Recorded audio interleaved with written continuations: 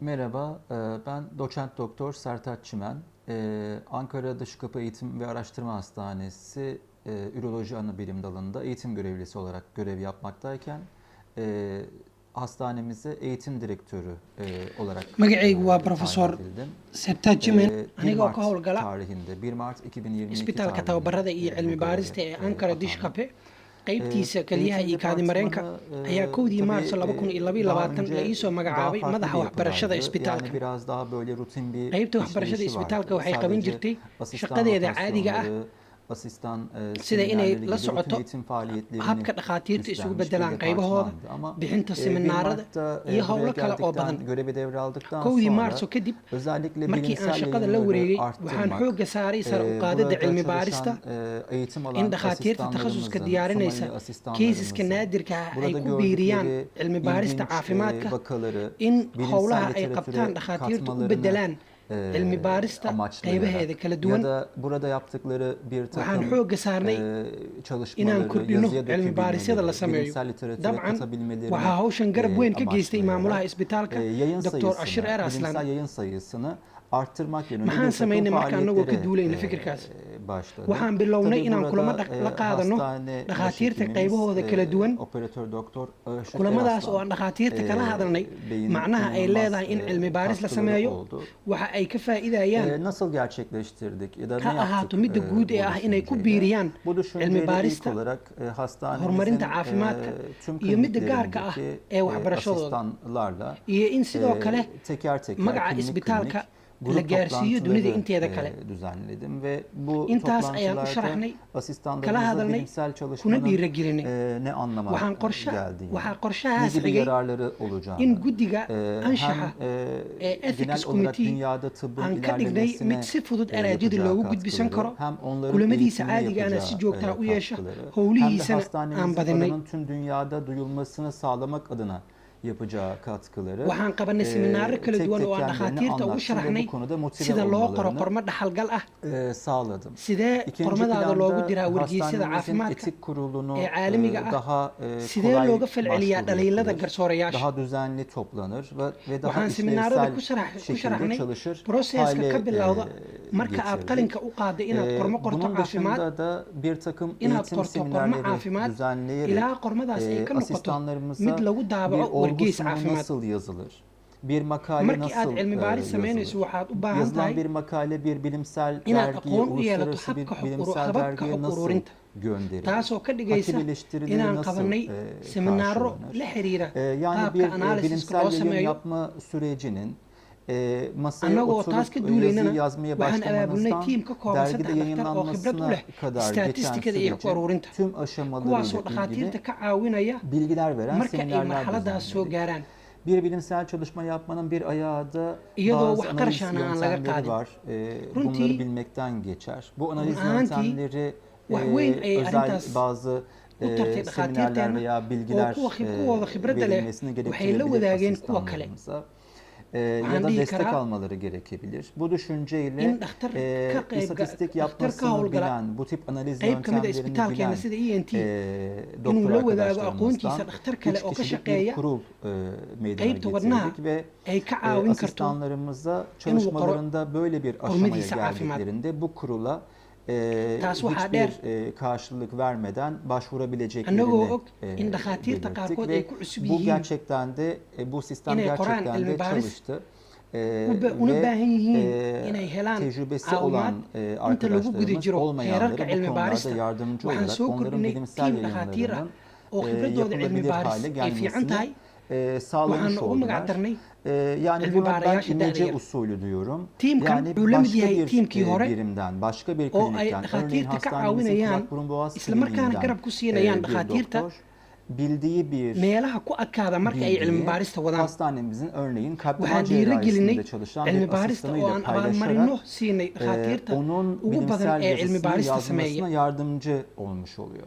Waxaan kaloo Bunun dışında intaa dheer demin inaan bahsettiğim qabanay bir bilimsel yayın yapmanın tüm tartanka bandhiga aşamalarında caafimaadka temel oo aan destek ihtiyacı abaalmarin olan guddoonsiinay asistanlarımız da dhakhaatiirtii kaalmaha ka galay, olabileceğini tecrübe eksikliğinden dolayı taasoo düşünerek dhakhaatiirta yine ku tüm dhiirigelinaysa asistanlarımızın bu tip inay durumlarda cilmi baaris sameeyaan. başvurabilecekleri yayın konusunda biraz Marka daha aad tecrübeli cilmi baaris olan diyaariso kıdemli asistanlarımızdan ve oo aad uzmanlarımızdan qorto bir kurul meydana una dirto wargeys getirdik. caalami Bu ah kurula Genç waxaa suuragal ah Araştırmacılar Kurulu in adını qarash badan verdik. ay ku Ve xiraan bu kurul in da lagu daabaco demin bahsettiğim kurula wargeysyadooda benzer bir şekilde annagoo arrintaas og acemilik çeken, waxaan tecrübe wargeysyada eksikliği çeken, cilmi temel bazı baarisyada lagu yerlerde sameeyo eksikleri Soomaaliya bulunan in la tixgeliyo asistanlarımızın duruufaha dhaqaale ee yapacakları ya da jira yapmakta awgeedna loo oldukları sameeyo bilimsel qiimo dhimis çalışmalarda qaarkood xitaa lacag onların la-aan lagu daabaco gidip taas waxaa inoo dheer danışabilecekleri, inaan qoraallo u yol qornay isu gösterme taga anlamında tafatirayaasha hizmet wargeysyada alabilecekleri caalamiga bir ah kurul oo aan kala hadalnay olmuş oldu. in il gaar ah Bunun lagu fiiriyo dışında cilmi baarista İngilizce cilmi dersleri baarisyada Soomaaliya lagu qoro maadaama cilmi düzenledik baarisyadan ücretsiz ay olarak. noqonayaan Bu xogihii ugu dersleri horreeyey verdik. ee laga helo Onun cudur haricinde de halkan lagu arkay bilimsel taasoo ka yayınları dhigaysa teşvik cilmi anlamında baarisyadan bazı kuwa özel heer sare teşvikler kana duwan kuwa kale oluşturduk hastanemizde. ayagoo inaga Bilimsel yayın caawinaya yapanlara dhanka dhaqaalaha iyo yayın qiimeynta cilmi yaptıkça baarisyada halkan lagu sameeyo almaları şeklinde waxaan helnay jawaabo alabilecekleri fiican ödüller oo aan ku faraxnay koyduk. waxayna naga Aynı caawiyeen in zamanda qurmooyinka ka soo baxa bir isbitaalkan poster il yarışması, gaar ah kurum lagu içi fiiriyo poster yarışması dadaaladaas düzenleyerek waxaa inooga soo ve baxay bunu ödüllü bir yarışma haline laga soo bilowday getirerek 1 Maarso haddii aan asistanlarımızın bilimsel poster tiro ahaan idinku hazırlamalarını, sheego bu kültürü waxaan ku edinmelerini guulaysanay ve in hem bir 50 yarışma iyo kow cilmi içerisinde baaris motive lagu daabaco olmalarını wargeysyo hem de caalami ah ileride 50 bilimsel iyo 5 çalışmaya, poster tam lasoo bir bandhigo bilimsel iyo çalışmaya inaan ka qayb dönebilecek galnay ilaa 5 bir takım kongres oo yayınların caalami ah temelini atmalarını bu marka yöntemle aan ka hadlo sağlamış olduk. ka qaybgalka kongresyada caalamiga waxaan Bir dhiirigelin uga bilimsel dhignay in dergiye marka yazı dhakhtar ka mid a yolladığınız zaman dhakhaatiirteenna cilmi kabul baaristiisa laga aşamasından aqbalo sonra mid ka uluslararası mid a bilimsel dergiler bandhigyada caalamiga yüksek ah sida ücretler talep Turkiga edebiliyorlar inaan ka isbitaal doktorlardan ahaan bu yayınları daboolno yayınlamak dhammaan karşılığında. qarashaadka ku baxaya Bu anlamda da bir inuu halkan ka hizmetimiz baxo oldu. diyaarad Dergilerle raaco görüşmeler yaptık bandhigiisa ka ve qayb galo kadibna Somali'den uu dalkiisa gelen dib bu ugu soo laabto yayınların Somali'nin hassas taasoo ka ekonomik dhigtay durumu in 5 ka mid nedeniyle a dhakhaatiirteenna ay ka farklı qayb galaan şekilde ele kongresyo caalami ah alınmasını, indirimler kana soo hatta jeediyaan cilmi ücretsiz baarisyo yayınlar ay halkan ku yapılmasına sameeyeen izin verilmesini runtii sağladık. tirooyinkan waa Bunun kuwo lagu dışında farxo da balse annaga bilow Uluslararası ayay noo Dergi yihiin Editörler waxaa inaga Birliği'ne go-an yazı annagoo ka yazarak shidaal qaadanayna Somali'den guulihii aan gelen horey u ya da gaarnay hastanemizden inaan dadaalka gelen sii labalaabno yayınlara oo aan horey u öncelik soconno intaan verilmesini. iyo Çünkü bu in ka badanna aan çalışmaların, gaarno buradan çıkan waad bilimsel mahadsantihiin çalışmaların aslında tüm dünyayı düşündüğümüzde bir hastalığın Somali'den çıkan ilk verisi anlamını taşıdığını, yani bizim burada Somali toplumuyla ilgili ya da Somali'de görülen bir takım hastalıklarla ilgili ilk verileri topladığımızı ve ilk yayınları yaptığımızı, bunların bilimsel değerinin yüksek olduğunu, bu nedenle de hem maddi yönden bize yardımcı olmalarının hem de aynı zamanda değerlendirme süresi açısından bize yardımcı olmalarının çok büyük katkı sağlayacağını belirttik ve çok olumlu geri bildirimler aldık. Yani hem maddi boyutta editörler bize bu anlamda yardımcı oldular, hem de gerçekten de makale değerlendirmelerinde, yayın değerlendirmelerinde, hakem değerlendirmelerinde bizim hastanemize öncelik verdiler ve çok kısa sürede yanıt aldık gönderdiğimiz yayınlarla ilgili.